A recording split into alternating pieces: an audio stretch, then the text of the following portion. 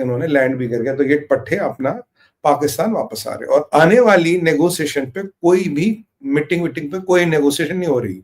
मतलब आने वाली टिक्का बिरयानी पार्टी, जैसे मैंने इसको तो टिक्का बिरयानी पार्टी नाम दिया था, तो आने वाली टिक्का बिरयानी पार्टी को लेके कोई डिस्कशन, एग्रीमेंट या नेगोशिएशन की बातें नहीं हो रही है। कोई टिक्का बिरयानी पार्टी नहीं हो रही है।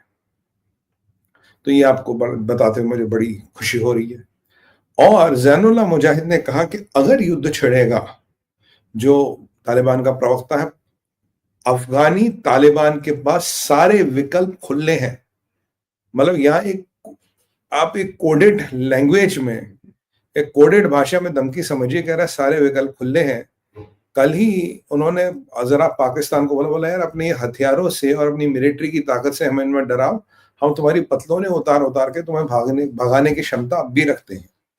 तो ये जो युद्ध है एक भयंकर परिस्थिति में पहुंच गया। और याद कीजिए, मैंने आपको कहा था साहब, अब की बार ना कतर, ना तुर्किया, ना सऊदी अरबिया इसमें पड़ेगा ही नहीं बीच में कोई। ये कतरियों के तो नानी मर गई, सऊदियों के अब्बा हजूर, और ये जो बाकी तुम्हारे बचे, ये कौन है, सऊदी, कतरी, और ये तो मेन है सऊदी और कतरी।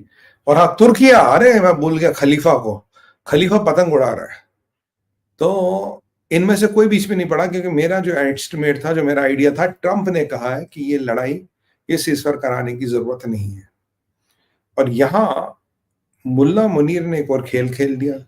मुल्ला मुनीर अब कॉन्स्टिट्यूशनली जरदारी को हटा रहा है। जरदारी और बिलावल का अब तक कोई कमेंट नहीं आया। अब ये विधायक अभी शायद मुझे लगता पारित नहीं हुआ, पर पारित हो ही जाएगा। और शहबाज मियां बैठे कजाकिस्तान में डर के मारे। पाकिस्तान में खाना खत्म है, पानी खत्म है, इस पर बात कर रहे हैं, और अब अफगानों से और पिटेंगे और बात कर रहे हैं। और जो उन्होंने परसों हमाकत की थी, जिन्होंने परसों सीज फायर वायलेशन किया था, मैंने आपको कहा था भाई इसका जो जवाब होगा वो तहरीक तालिबान पाकिस्तान देगा इनको। और आज सुबह क्या खबर आई? सुबह खबर आई तहरीक तालिबान पाकिस्तान ने इन पर हमला कर दिया। और ये जंगजू जहदी मतलब पतलों ने उतार उतार के भाग गए। ये अपने पोस्ट छोड़ के भागा। मैं मुनीर, तेरी सेना तो पोस्ट छोड़ के भाग रही, तेरे खून में सरेंडर है, तुम्हारे डीएनए में सरेंडर है, तुम्हारे सोर्स कोड में सरेंडर है। तुम तो सरेंडर वाले हो और तुम पोस्ट छोड़ छोड़ के भाग रहे हो। वीडियो निकाली अफगानिस्तान के कुछ ट्विटर हैंडलों पे है, कुछ न्यूज चैनल्स पे, जहां पाकिस्तान की फौज पोस्ट छोड़ छोड़ के भाग गई है। ये कहना गलत नहीं है, कोर कमांडरों के पास हजारों की तादाद में इस्तीफे आ गए हैं। कोई मरने के लिए नहीं जाना चाहता वहां, कोई मरने के लिए वहां नहीं जाना चाहता। और जो अफगानिस्तान की जब से धमकी आई है, उसके बाद तो पाकिस्तान की फौज के हाय हाय हाय हाय हाय जुलाब कर रहे हैं पतलोनों में, जुलाब लगी हुई है पाकिस्तान की फौज की। और ये मुनीर, फटा हुआ मुनीर, अब क्या बनेगा? सीडीएफ। सीडीएफ आपको नहीं पता क्या है? अरे आप ही ने तो नामकरण किया था क्या? Cease fire demanding force, chief of defence force नहीं, सीज फायर डिमांडिंग फोर्स, जो पाकिस्तानियों का असली डीएनए। सीज फायर कर लो, अल्लाह बचा लो, हिंदुस्तान से बचा लो, तालिबान से बचा लो। और मेरे को बड़ा मजा आ रहा कि टीटीपी वालों ने इनकी फिर पेंड उतार के इनको भगा दिया। पाकिस्तानी फौज में बगावत के कगार पे आ गई है। पाकिस्तान की फौज के कुछ डिवीजन खुश नहीं है। और ये जो आसिम की वहां बदपिटी है, ये जो आसिम आईएसआई का हेड है, ये सबको समझ आ रहा है मुनीर के कहने पे खेल हो रहा था। और मेरा प्रोडिक्शन महाकाल की कृपा से भाई गलत तो हो ही नहीं सकता। वही आवाज कराते हैं, मैं कौन हूं, वो आवाज कराते हो जाता है। तो ये जो बिल्कुल प्रोडिक्शन सेट बैठा है, तो मैंने आपको कहा था ये कार्रवाई ऐसी चलेगी। मेरे को सुनने में है कि अफगानिस्तान कह रहा है कि जी मैं सीज फायर का वायलेशन नहीं करूंगा। अब आगे कोई नेगोशिएशन, कोई मीटिंग नहीं होनी, कोई राउंड नहीं होना। अब मतलब वो क्या है, वो टिक्के और कबाब की पार्टी आगे नहीं होनी है। अब देखिए ये इस्लामिक कंट्री वाले कितने झूठ बोलते, वो कतर हो, वो सऊदी हो, या वो तुर्किया के एमईए का स्टेटमेंट आता जी सीज फायर हो गया, साइन हो गया, सब कुछ नॉर्मलाइज हो गया। घंटा नॉर्मलाइज हुआ।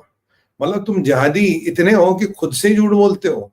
तुम्हारा एमईए झूठा, तुम झूठे, और तुम्हारे तो भैया अल तकिया तो है ही ना कि झूठ बोलना, बोलो, निकल लो, बाद में देखा जाएगा।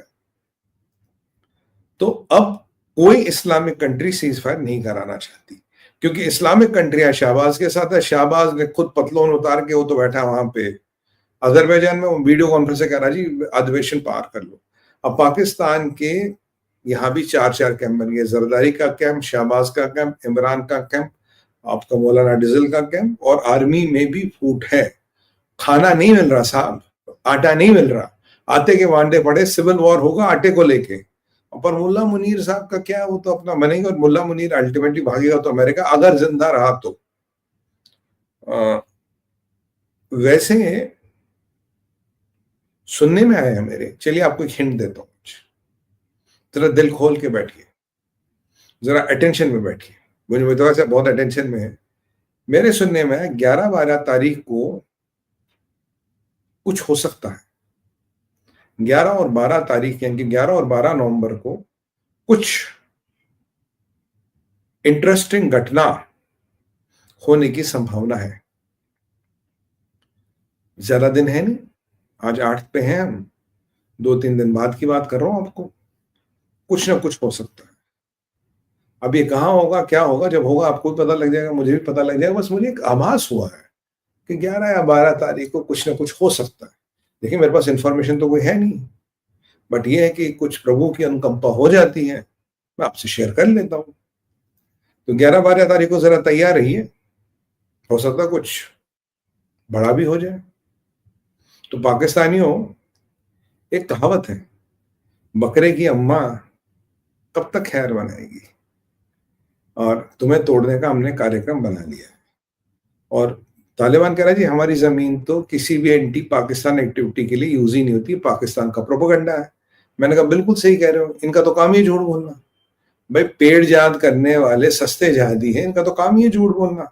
ये तो झूठ बोल बोल के ही दुकान चलाते हैं। ठीक है, यहाँ एक ऐसी परिस्थिति हमारे सामने बनती नजर आ रही है।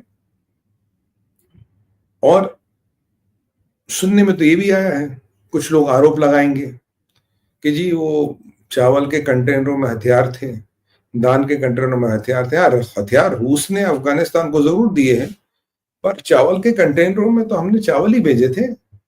अब किसी को वहां हथियार अगर आ भी गए, हमें तो नहीं पता कैसे आए।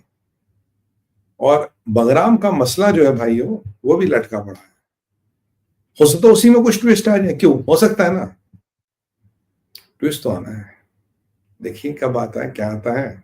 आप भी यही, हम भी यही, मसला तैयार है। तो पाकिस्तान और अफगानिस्तान की टैंटाएं फिस होने वाली है, और पाकिस्तान की फौज की अब कैजुअलिटी नहीं होगी। क्यों, वो पहले ही समझ, उन्हें लगता सुबेद भाई का उन्हें सजेशन समझ आ गया। मैंने कहा था अबे पोस्ट छोड़ के भाग जाओ, अबे क्यों मर रहे हो, सस्ते कुत्ते की मौत मारे जाओगे, मुल्ला मुनीर तो ऐश कर रहा, तुम किसके लिए मर रहे हो, क्या मर के मिलेगा क्या। वैसे भी मुसलमान मुसलमान के हाथ में रखे तो हूर भी नहीं मिलेगी। तो भैया निकल जाओ, तुम वक्त रहते निकल जाओ। तो शाबाश पाकिस्तान की जाबाज फौज, तुम्हारे बाप दादों ने भी सरेंडर किया था 1971 में। मतलब सरेंडर वाला जीन तुम में मरा नहीं है, सरेंडर वाला जीन तुम में अब भी सक्रिय है। ये जान के मुझे बड़ी खुशी हुई, क्योंकि तुम्हारी पहचान ही सरेंडर है, तुम्हारा ईमान, तुम्हारा भगवान ही सरेंडर है।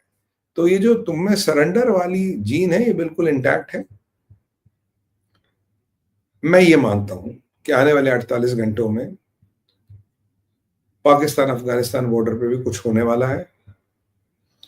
और आप सरप्राइज ना हो कि पाकिस्तान का मुल्ला मुनीर एक कोई अटैक करवा दे अफगानिस्तान के अंदर। अगर मैं उस आदमी को समझता हूं तो वो 48 घंटों में कुछ ना कुछ फितना जरूर करवाएगा। वो चाहेगा कि तालिबान रिटेलिएट करे और फौज की कैजुअलिटी हो, और वो ट्रंप को बोले जी मैं बहुत मेहनत कर रहा हूं, मेरे 50 लोग कल ही मारे गए हैं, बस उनकी मैयत तो उठा ले, जुम्मा फातिहा पढ़ ले, अगले जुम्मा फिर इंशाल्लाह जाएंगे काबुल। ये ऐसा कुछ करेगा। तो जब पाकिस्तान में प्रेशर बढ़ता है तो दो ही चीजें होती है, तो धमाका होता है, फौजी मरता है। तो अब यहाँ धमाका भी